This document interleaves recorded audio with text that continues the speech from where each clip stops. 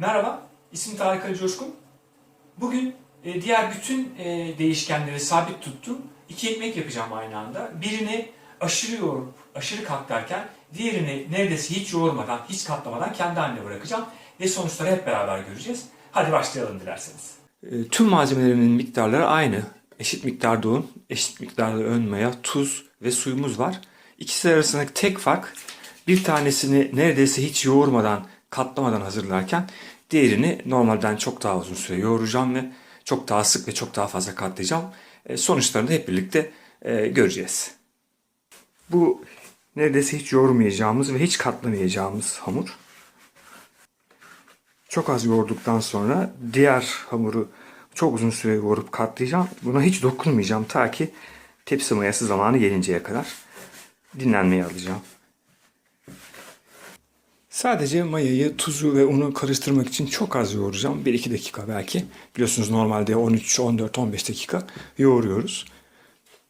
Mayanın karıştığına emin olmak istiyorum sadece o kadar. Hiç zaman kaybetmeden diğerine de başlıyorum.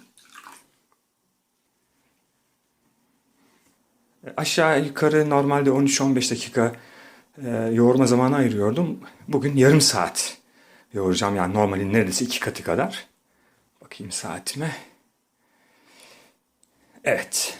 Başlıyorum. Biraz yorucu olacak. Hazırım.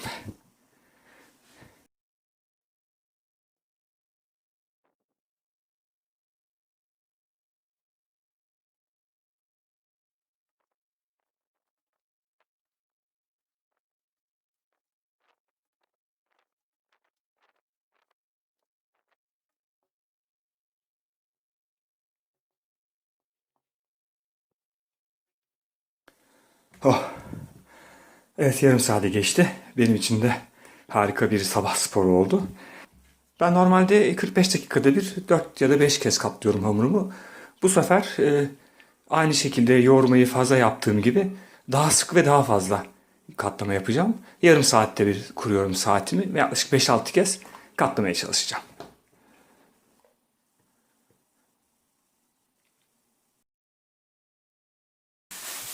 Aradan yarım saat geçti. Sıra geldi ilk katlamaya.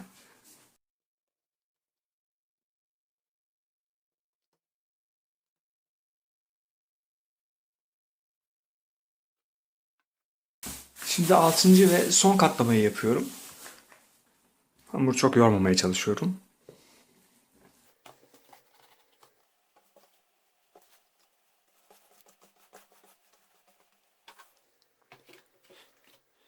Evet, bu son katlamamdı. Şimdi 2 saatlik ana dinlenmeye alıyorum iki hamurumu da. Bu arada eğer çok az yoğurduğumuz ve hiç katlamadığımız hamuru merak ediyorsanız ona da bir bakalım isterseniz. Evet, o da böyle görünüyor. Bu 2 dakika yoğurduğumuz ve hiç katlamadığımız hamurumuz. Bu da yarım saat yoğurup 6 kez yarım saatte bir katladığımız hamurumuz. Şimdi ikisini de aynı şartlarda 2 saat daha beklemeye alıyorum. Aradan 2 saat geçti. 2 saatten bu yana iki hamurum da aynı şartlarda ana mayalanma aşamasındalardı. Şimdi her ikisini de tepsi mayasına alacağım. Önce uzun süre yoğurduğum ve sürekli katladığım hamurdan başlamak istiyorum.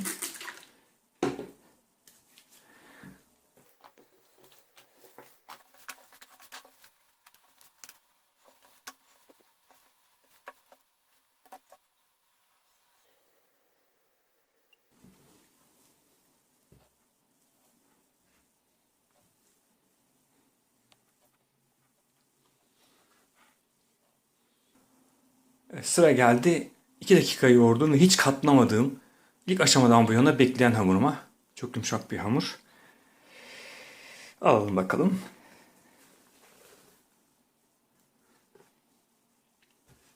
Dengeli dağılmış gözenekleri görüyorum.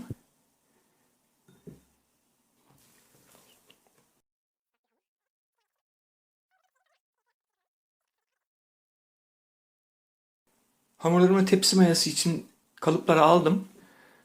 İlgimi çeken bir gözlemimden bahsetmek istiyorum. Bu hamur yaklaşık yarım saat yoğurduğumuz ve 30 dakikada bir 6 kez katladığımız hamur. Olması gerekenden daha sıvı. Bunun nasıl sonuçlanacağını gerçekten merak ediyorum. Bu ise sadece 2 dakika yoğurduğumuz ve hiç katlamadığımız, başından bu yana kendi halinde bekleyen hamurumuz. Gördüğünüz gibi bu da çok düzen tutmuyor ama sanırım gluten çatısıyla ilgili bir problem yaşayacağız bu hamurla da ilgili. Şimdi 1 saat sonra ikisini de hemen pişireceğim soğuk fermentasyonu bırakmadan. Sonuçları gerçekten sizin kadar ben de merak ediyorum. 1 saat sonra görüşmek üzere. Hamurların 1 saatten bu yana tepsi mayası sürecindeler. Artık ikisini de yağlı kağıda alıp çizmeye çalışıp çizebildiğim kadarıyla fırına göndereceğim. Bu hamur yarım saat yoğurduğum ve çok sık katladığım hamur.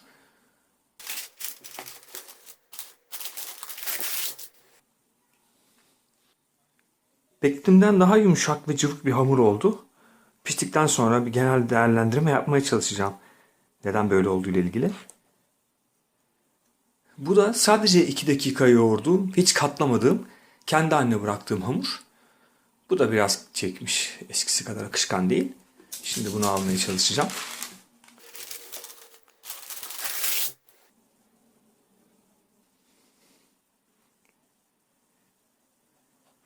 Şimdi yaklaşık 10 dakikadır ısıttığım, 240 derecede ısıttığım fansız ve içinde su buharı oluşturduğum fırına veriyorum hamurlarımı.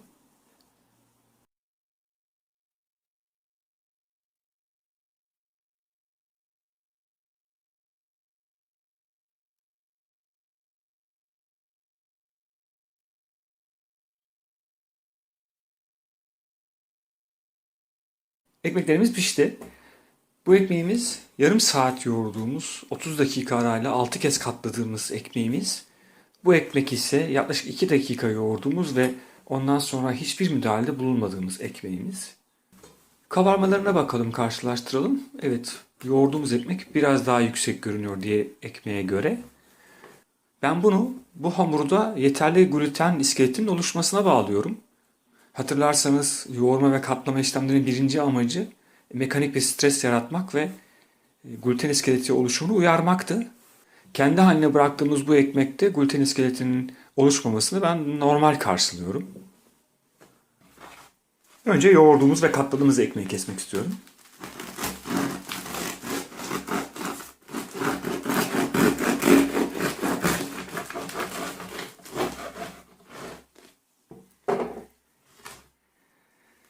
Şimdi diğer ekmeğimizi keselim. Yoğurmadığımız ve katlamadığımız ekmeğimizi.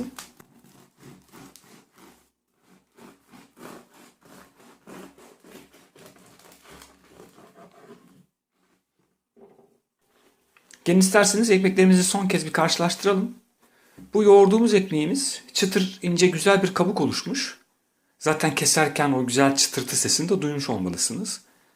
İçindeki boşluklar sebebiyle sıkıştırdığım zaman eski haline gelmeye çalışıyor. Yalnız içerisinde çok düzensiz ve dengesiz hava kabarcığı izleri görüyorum. Ben bunun hamurun çok yorulmasıyla, gereğinden çok daha fazla stresle karşı karşıya olmasına bağlıyorum. Diğer ekmeğimize gelince, bu yoğurmadığımız ekmeğimiz, yine ince bir kabuk var ama çıtır bir kabuk oluşmamış. Zaten keserken o çıtır sesi de duyamadık. Daha tıknaz bir ekmek. İçi sert olduğu için kolay bastırılmıyor. İçerisinde diğerine oranla daha az hava kabarcığı izi var. Böyle karşılaştırabiliriz. Sanki buna göre daha dengeli dağılmış. Arada çok dev fark gördüğümü söyleyemeyeceğim. Ekmeklerimiz pişti. Gereğinden çok daha fazla yoğrulmuş ve katlanmış ya da hiç yoğrulmadan, hiç katlanmadan bırakılan hamurun tüm aşamalarını ve sonuçta nasıl etkilediğini hep beraber görmüş olduk. Videomun bu konuda kafanızı kurcalayan soru işaretlerini ortadan kaldırdığını umuyorum. Normal yoğurma sürelerinin ve katlamaların sonucu nasıl etki ettiğini görmek istiyorsanız yukarıdaki linkteki videoyu seyretmeniz yeterli olacaktır. Beni seyrettiğiniz için teşekkür ederim. Bir sonraki videomda görüşmek üzere, hoşçakalın.